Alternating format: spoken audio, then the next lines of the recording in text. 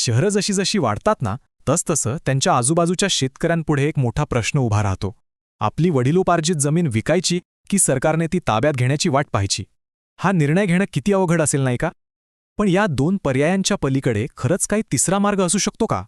तर मग प्रश्न हा आहे की शहरीकरणासाठी आपली जमीन विकून टाकणं हाच एकमेव पर्याय आहे का? चला, आज आपण एक अशी गोष्ट पाहूया जिथे शेतकऱ्यांनीच या प्रश्नाचं एक असं उत्तर शोधलं ज्याची कोणी कल्पनाही केली नव्हती. तर ही गोष्ट आहे पुण्यातल्या मगरपट्टा परिसरातल्या 120 पेक्षा जास्त शेतकरी कुटुंबांची.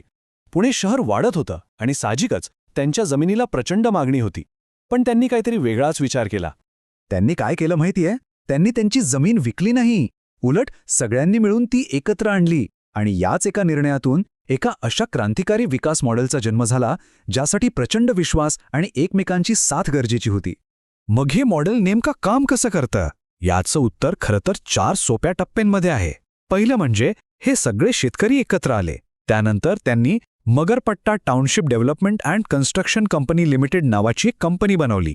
आणि सगळ्यात इंटरेस्टिंग गोष्ट म्हणजे त्यांनी आपली जमीन विकण्याऐवजी त्या कंपनीमध्ये शेअर्सच्या रूपात गुंतवली. आणि चौथं म्हणजे ते स्वतःच त्या विकासाचे भागीदार बनले. यातली भागधारक बनण्याची कल्पनाच खूपच भारी आहे. म्हणजे बघा, झालं काय की जेव्हा शेतकऱ्यांनी आपली जमीन कंपनीला दिली तेव्हा ते फक्त जमिनीचे मालक राहिले नाहीत, तर त्या संपूर्ण डेव्हलपमेंट प्रोजेक्टचे सहमालक बनले.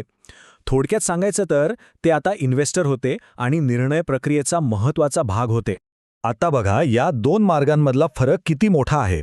एका बाजूला आहे जुनी पद्धत, जमीन विकली, एकदाच पैसे आले आणि मालकी संपली, विषय संपला.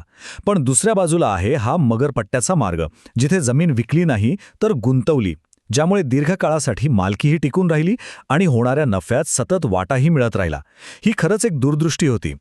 ठीक आहे, कल्पना तर भन्नाट होती, पण या कल्पनेतून प्रत्यक्षात काय उभं राहिलं? शेतकऱ्यांच्या शेतांचं रूपांतर एका आधुनिक आणि स्वयंपूर्ण शहरात कसं झालं हे पाहणे तर आणखीनच रंजक आहे. आज जर आपण मगरपट्टा सिटीकडे पाहिलं तर ते एक खरंखुरं स्वयंपूर्ण शहर दिसतं. इथे जीवनासाठी आवश्यक सगळ्या सोयीसुविधा आहेत. फक्त उंच इमारती नाहीत, तर भरपूर मोकळ्या जागा आहेत, हिरवळ आहे. नोकरीसाठी एक मोठं IT पार्क आहे, ज्यामुळे हजारो लोकांना रोजगार मिळाला. इतकंच नाही तर पाणी आणि विजेच्या बचतीसाठी आधुनिक टेक्नॉलॉजी वापरली आहे. म्हणजे अगदी भविष्याचा विचार करून बनवलेलं शहर. पण हे सगळं तर झालं शहराबद्दल. या प्रकल्पाचा जो खरा आणि सगळ्यात मोठा परिणाम झाला ना, तो होता तिथल्या शेतकरी कुटुंबांच्या आयुष्यावर.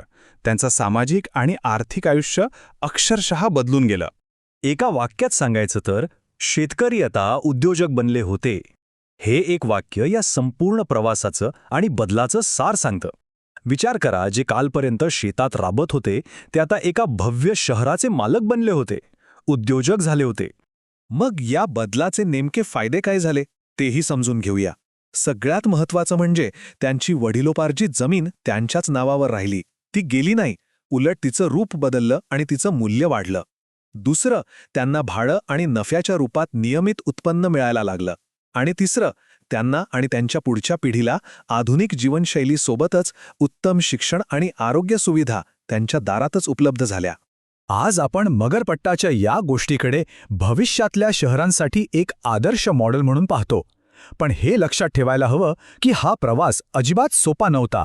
यात आव्हानंसुद्धा खूप मोठी होती आणि त्यातून मिळालेला धडा खूप महत्त्वाचा आहे. सुरुवातीला तर पैशांची खूप मोठी जोखीम होती. एवढा मोठा प्रोजेक्ट सांभाळणं, त्याचे निर्णय घेणं हे सुद्धा खूप गुंतागुंतीचं होतं.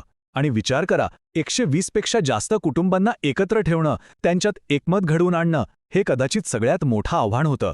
पण या सगळ्या आव्हानांवर मात करत मगरपट्टा सिटी आज भारतातल्या लँड पूलिंग आणि शेतकरी प्रणित विकासाचं एक सर्वोत्तम उदाहरण म्हणून ओळखली जाते. हे मॉडेल आपल्याला दाखवून देतं की शाश्वत शहरी विकास कसा असू शकतो. तर मग जाता जाता एक महत्त्वाचा प्रश्न उरतोच की मगरपट्टासारखं मॉडेल इतर ठिकाणीही यशस्वी होऊ शकतं का? शेतकऱ्यांनी एकत्र येऊन स्वतःच्या विकासाची सूत्र हातात घेण्याचा हा मार्ग भविष्यात आपल्याला आणखी कुठे पाहायला मिळेल यावर विचार करायला नक्कीच हवं.